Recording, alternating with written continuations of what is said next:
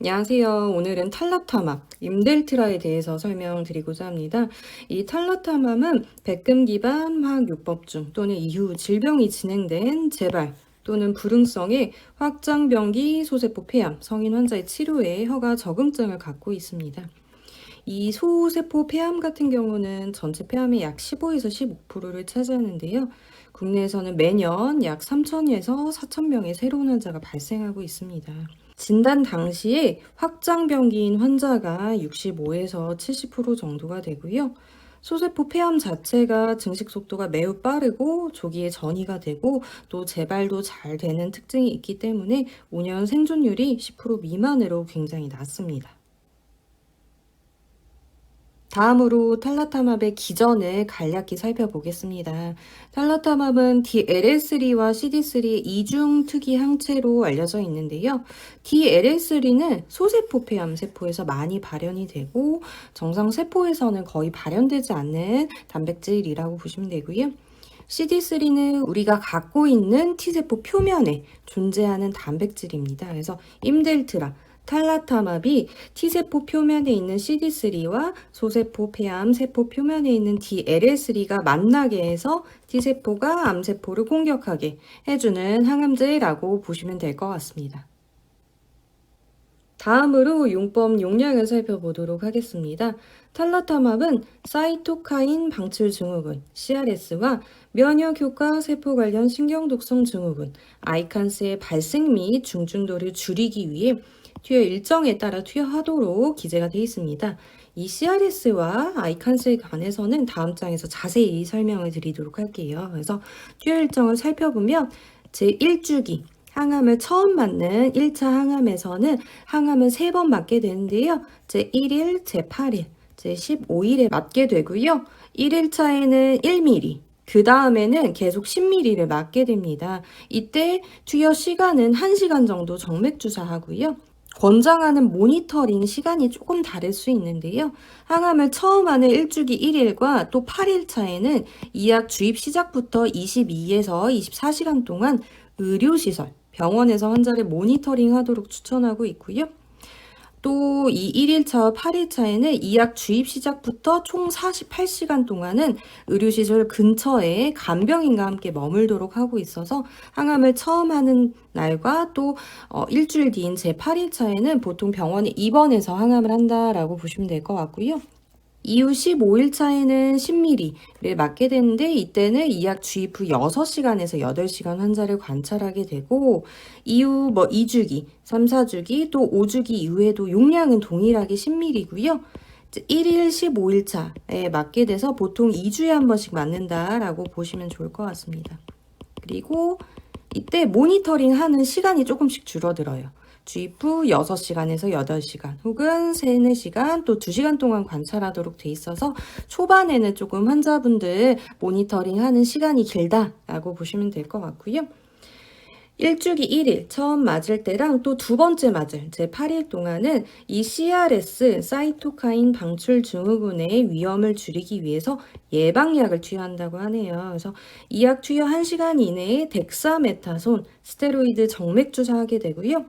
이 약 끝나고 생리식염수를 2시간에서 4시간에 걸쳐 정맥 투여해서 CRS의 위험을 줄이게 됩니다. CRS와 아이칸스에 대해서 자세히 설명을 드리고자 하는데요. CRS, 사이토카인 방출 증후군은 활성화된 T세포가 다량의 사이토카인을 분비하면서 나타나는 전신염증 반응입니다. 57%에서 발생했고요. 꽤 빈도가 높고 그중 73%가 첫 번째, 60%는 두 번째 투여 후에 나타난다고 해서 처음 맞을 때랑 두 번째 맞을 때가 빈도가 높구나. 그리고 발생 시기는 투여 시작 후 16시간째에 가장 흔하다고 하고요. 증상으로는 열도 나고 숨이 차고 답답하고 피로감이 심하고 또 두근두근하다거나 머리가 아프다거나 메스껍고 토하는 것들이 제시가 돼 있어서 환자분들께 열이 나거나 숨이 차고 혹은 심하게 어지러우면 즉시 선생님께 얘기하시도록 혹은 병원으로 내원하시도록 안내하고 있습니다. 두 번째 아이칸스 면역 효과 세포 관련 신경 독성 증후군은 면역 세포가 활성화되면서 뇌와 신경계에 염증이 발생하는 신경 독성 증후군인데요. CRS에 비해서는 빈도가 낮습니다. 약 10%에서 발생하고 있고 이것도 제 1주기 1일 항암 처음 할 때 2.5%, 또 1주기 8일 두 번째 맞을 때 3.6%에서 경험을 한다고 하고요. 발생 시기는 첫 투여 후 16일 차로 알려져 있습니다. 증상으로는 의식 수준이 떨어진다거나 진압력에 장애가 있다거나 나도 모르게 졸리고 정신활동이 둔화되는 등인데요. 환자분들께는 말이 잘 안 나오거나 어눌해지거나 내가 원하는 대로 행동하지 못한다거나 또 가족분들께는 가족이 보기에 평소와 다르게 행동하며 즉시 선생님께 안내하도록 병원으로 오시도록 말씀드리고 있습니다. FDA 박스형 경고문이란 의약품의 안전 관련 정보를 담은 경고문의 일종인데요. 미국 식약처에서는 탈라타맙의 박스형 경고문으로 앞서 살펴봤던 CRS와 아이칸스를 얘기를 하고 있습니다. 특히 아이칸스하고 관련해서는 아이칸스를 포함한 신경 독성이라고 제시하고 있는데요. 우리가 아이칸스까지는 아니어도 두통이라던가 미각 이상도 신경 독성에 속할 수 있고요. 이 미각 이상은 미각이 저하되거나 혹은 아예 미각을 느끼지 못하거나 미각 장애 같은 거를 다 포함을 합니다. 그래서 두통이나 미각 이상이 신경 독성의 일종일 수 있구나 또 잘 아셨으면 좋겠고요. 다음으로 일반적인 주기사항을 살펴보도록 하겠습니다. 첫 번째 혈구 감소증으로 중성구 감소, 우리 잘 아는 호중구, 면역세포가 감소하는 게 16%, 혈소판, 지혈하고 관련된 세포였죠. 혈소판 감소는 30%, 또 산소를 운반해주는 헤모글로빈 감소도 56%나 보고가 되고 있어서 혈구 검사 자주 모니터링 하도록 추천이 되고 있고요. 감염은 43%에서 발생했다고 합니다. 그래서 폐렴이나 소변이 지나가는 통로에서 발생하는 요로 감염도 9% 제시가 되고 있어서 감염에 대해서도 의료진이 면밀하게 확인을 하게 되고요. 간독성, 우리 피 검사하면서 들어보셨을 거예요. ALT, AST, 빌리루빈 상승도 보고가 되고 있어서 이 약 투여 전에 이제 간 효소, 빌리루빈 모니터링 하도록 써져 있습니다. 네 번째로 이 약에 대해 과민증이 있을 수 있기 때문에 이 약을 투여하는 동안 가렵다거나 숨이 차거나 열이 난다거나 기침이 난다거나 하는 등의 과민증의 징후미, 증상에 대해서 환자 모니터링이 필요하고요. 배아 태아 독성이 있기 때문에 가임기 여성분들 이 약 투여 기간 그리고 끝나고도 적어도 2개월 동안은 피임하셔야 됩니다. 여섯 번째로는 이제 투여 조절이 필요한 이상 반응이 기재가 되어 있는데요. 앞서 살펴봤던 사이토카인 방출 증후군 CRS, 면역 효과 세포 관련 신경 독성 증후군을 포함한 신경 독성 아이칸스를 포함했죠. 그리고 혈구 감소증, 감염, 간독성이 제시되고 있습니다. 일곱 번째로는 빈도가 높은 20% 이상 발생한 이상 반응을 적어봤는데요.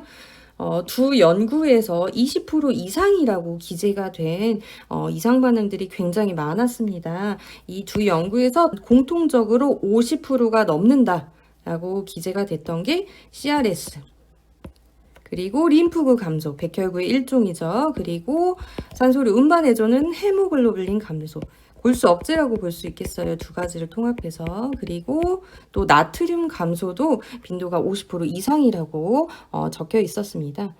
그 외에도 50%까지는 아니었지만 한번 읽어보면 피로감, 발열, 입맛이 없고 떨어지는 식욕 저하, 변비 같은 경우는 3일 넘게 변을 못 보거나 하루 이틀에 한 번이라도 변을 힘들게 보는 것들을 의미를 하죠. 그래서 변비, 또 구토까지는 아니지만 메스꺼움도 기재가 돼 있고요. 앞서 살펴봤던 신경 독성의 일종인 이제 미각 이상, 미각이 떨어지거나 없어지거나 뭔가 미각 장애가 있다거나 하는 것들, 또 근골격계 통증도 제시가 되고 있고요. 골수 억제, 림프구 감소, 헤모글로빈 감소, 백혈구 감소, 혈소판 감소도 제시가 되고 있고 나트륨 감소 외에도 나트륨 증가, 칼륨 감소나 칼륨 증가, 마그네슘 감소 등도 제시가 되고 있고요. 간독성이나 이런 것도 또 제시가 되고 있습니다. 마지막으로 부작용을 예방하기 위한 방법, 나타나더라도 잘 지나가기 위한 방법을 살펴보겠습니다. 제가 이 별표를 쳐놓은 이 세 가지가 가장 빈도가 높은 50% 이상인 부작용이었는데요. 사이토카인 방출 증후군 CRS 관련해서는 우리 항암 처음 맞을 때 1일차와 제8일차의 예방약 반드시 투여하게 되고요. 이때가 가장 빈도가 높았어요. 선생님들도 잘 확인을 해주시겠지만 환자분들도 내가 열이 나는 것 같아요, 숨이 차요, 답답해요, 두근두근해요, 뭐든 꼭 선생님들께 빨리 얘기만 해주시면 되고요.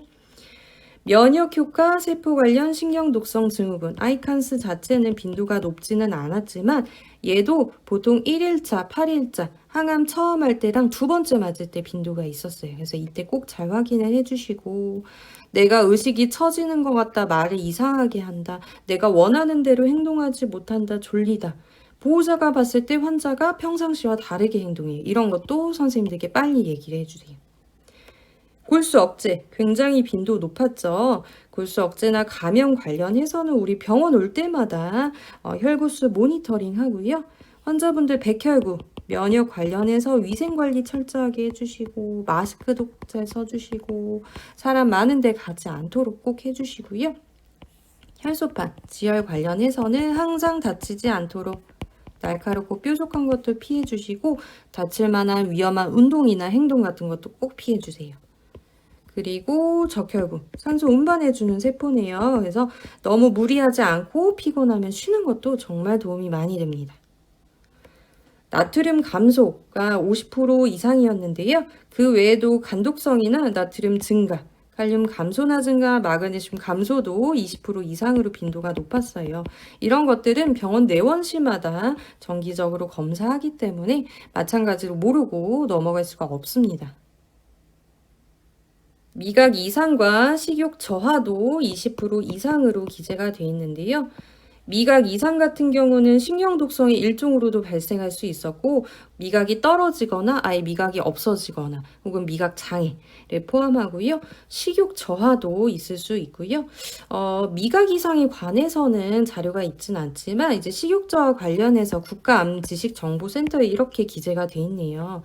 식욕을 자극하기 위해서 식사를 조금 나눠서 하루에 5-6끼 섭취해 주시고요. 식사 중에는 수분 섭취 제한해 주시고 먹고 싶은 음식도 드셔보시고 새로운 음식도 시도해 보시고 혼자 식사하시는 것보다는 가족이나 친구와 함께 식사하시는 것도 도움이 많이 됩니다. 그리고 증상이 심할 때는 꼭 선생님들께 꼭 얘기를 해주세요. 입맛을 올려주는 약도 있습니다. 탈라타만 구토까지는 아니지만 메스꺼움도 빈도가 높았어요. 20% 이상이었는데요. 메스꺼움 예방이나 혹은 증상이 있을 때 완화를 위해서 창문 열어서 환기시켜 주시고 또 긴장을 풀고 천천히 깊게 숨을 들이마시도록 해주시고요. 헐렁한 옷을 입는 것도 도움이 많이 됩니다.